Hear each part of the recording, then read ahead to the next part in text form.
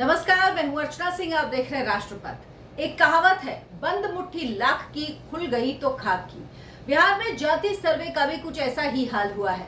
बिहार में जातिगत सर्वे हुआ, आंकड़े जारी हो गए, लेकिन मामला टाई टाई फिस।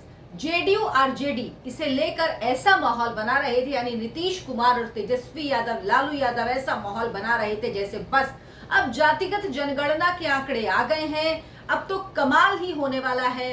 बिहार की जनता वाहवाही करने लगेगी। देश में नीतीश कुमार की लोग वाहवाही करेंगे, कहा जाएगा वाह क्या काम करवा दिया नीतीश सरकार ने। लेकिन और तो और छोड़िए, उनके इंडिया अलायंस के घटक दल ही उनकी इस बात को गंभीरता से नहीं ले रहे हैं। सिर्फ एक राहुल गांधी हैं जो जातिगत जनगणना के आंकड़े जुटाने के पीछे पड़े हुए हैं, लेकिन जवाब नहीं दे पाते कि 2011 में उनकी सरकार ने जब करवाया यूपीए में तो आंकड़े जारी क्यों नहीं किए। कर्नाटक की सरकार क्यों आज आंकड़े जारी नहीं कर देती। इसके अलावा कोई नहीं है। अखिलेश यादव बीच बीच में बोल देते हैं, लेकिन कोई और नहीं जो उनके इस जातिगत सर्वे के नाम लेवा भी आपको नजर आ रहा हो। लेकिन ऐसा क्यों हुआ, इसकी दो वजह हैं और इससे कई पार्टियों ने सीख ली, भले ही राहुल गांधी ने ना ली हो, क्योंकि राहुल गांधी अलग ही हैं। वो कुछ नहीं सीखते किसी से। उनको जैसे वो कहते हैं ना कि मैं जिस चीज के पीछे पड़ जाता हूँ वो करके ही मानता हूँ, तो उन्होंने कसम खा ली है डुबोना है कांग्रेस को, तो डुबो के मानेंगे, कोई कुछ कर ही नहीं सकता। वो नीतीश कुमार से सीखने को राजी ही नहीं कि नीतीश कुमार ने किस तरह से ये जातिगत सर्वे करवाकर अपने लिए ही मुसीबत पाल ली है। इसकी दो वजह हैं। पहली वजह, आंकड़े तकरीबन वही आए जो लोगों को पहले से पता थे। कोई ऐसे आंकड़े नहीं आए, इतना ऊपर नीचे नहीं हुआ कि जो बहुत चौंकाने वाला हो। ओबीसी की जो बात की जाती थी वही है, बैकवर्ड जो है वही है, जो ईबीसी अति पिछड़ा वर्ग वो उतने ही है तकरीबन। तो बहुत बड़ा कोई आंकड़ा ऐसा नहीं आ गया जादुई जिससे कुछ परिवर्तन की उम्मीद की जा रही हो, या जिससे लोगों को लगे कि अरे वाह ये तो बहुत जरूरी था, इससे तो नई जानकारी सामने आई। तो कोई नई जानकारी सामने नहीं आई।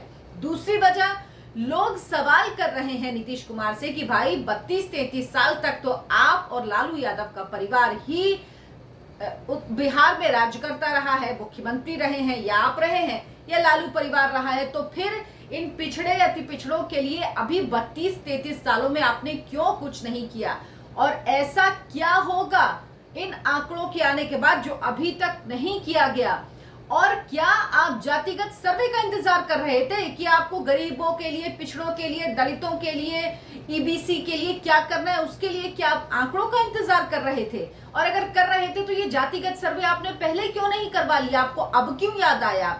सीएम नीतीश कुमार ने अति उत्साहित होकर जातिगत सर्वे कराया, पर ये उन पर ही बैकफायर कर गया, जिससे नीतीश कुमार को बिल्कुल भी उम्मीद नहीं थी। उनसे पूछा जाने लगा कि कुर्मी समाज से आने वाले नीतीश कुमार जो 3% से भी कम है, कुर्मी समाज 3% से भी कम है, यह जातिगत सर्वे में सामने आया, तो वो मुख्यमंत्री क्यों है? तेजस्वी यादव हालांकि जातिगत सर्वे के आंकड़ों से बहुत गदगद हैं, क्योंकि तेजस्वी यादव का मुख्यमंत्री की कुर्सी पर क्लेम बनता है। यादव 14% हैं, कहीं ज्यादा कुर्मी से। जितनी जिसकी संख्या भारी उतनी उसकी हिस्सेदारी के हिसाब से। तो अब तेजस्वी यादव कह रहे हैं कि मेरा रास्ता तो साफ है, अब मुख्यमंत्री की कुर्सी में अगर किसी को बैठना चाहिए तो वो मुझे बैठना चाहिए। बिहार का अगला मुख्यमंत्री नीतीश कुमार खुद ही तेजस्वी यादव को पहले बता चुके हैं। तो अब जातिगत सर्वे आने के बाद अब तेजस्वी यादव को लग रहा है कि जल्द से जल्द चाचा जी कुर्सी खाली करें, क्योंकि अब तो आंकड़े भी हमारे पक्ष में हैं, तो हम क्यों इंतजार करें। नीतीश कुमार इस सर्वे को लेकर इतना उत्साहित थे कि इंडिया अलायंस का भी इसको एजेंडा बनाने की बात कर रहे थे, पर ममता बनर्जी ने वीटो कर दिया था। अब नीतीश बाबू ये कहां जानते थे कि जाति सर्वे दरअसल उन्हीं पर भारी पड़ जाएगा। जातिगत जनगणना की शुरुआत से ही नीतीश कुमार और तेजस्वी यादव के बीच क्रेडिट की होड़ देखने को मिल रही है। नीतीश कुमार खुद इसका श्रेय लेना चाहते थे, वहीं तेजस्वी यादव लगातार ये बता रहे थे कि जातिगत सर्वे की पहल और प्रयास लालू यादव ने किए, उन्हीं को श्रेय मिलना चाहिए, उन्हीं की वजह से जातिगत सर्वे हो रहा है। नीतीश कुमार ने सब कोशिश कर ली, लेकिन कुछ नहीं हुआ, कोई तीर काम नहीं आया। 2024 का लोकसभा चुनाव नीतीश कुमार के लिए अंतिम चुनाव साबित होगा। प्रशांत किशोर जो चुनावी रणनीतिकार हैं, जो इन दिनों बिहार में जन सुराज यात्रा निकाल रहे हैं, उन्होंने तो यहाँ तक कह दिया है कि नीतीश कुमार को लोकसभा चुनाव में 5 सीटों से ज्यादा नहीं मिलेगी, और कह रहे हैं अगर ऐसा हुआ तो मैं सार्वजनिक तौर पर नीतीश कुमार से माफी मांगूंगा। लेकिन वो पूरे दावे से कह रहे हैं कि 5 सीट से ज्यादा नहीं मिलेगी। और वाकई आप देखिए तो हालात कुछ इससे बहुत अलग लगते भी नहीं, क्योंकि नीतीश कुमार पिछली बार एनडीए में लड़े तो 19 सीटें आई, लेकिन जब वो अकेले लड़े थे 2014 में तो उनकी स्थिति क्या थी। तो तस्वीर साफ है, बहुत ज्यादा फर्क लग नहीं रहा जो प्रशांत किशोर कह रहे हैं कि उसमें होगा। जाति आधारित जनगणना कराना नीतीश कुमार की आखिरी कोशिश थी। नीतीश कुमार समाज में आग लगाकर किसी भी तरीके से लोकसभा चुनाव में फायदा हासिल करना चाहते थे, इसीलिए नीतीश ने ये दांव चला, लेकिन उनका ये दांव भी फेल हो गया। ये प्रशांत किशोर कह रहे हैं। नीतीश कुमार की तमाम कोशिशों के बावजूद भी बीजेपी ने साफ कर दिया है कि वो किसी भी तरह नीतीश कुमार को एनडीए का हिस्सा नहीं बनाएगी। एनडीए के दरवाजे बंद है नीतीश के लिए।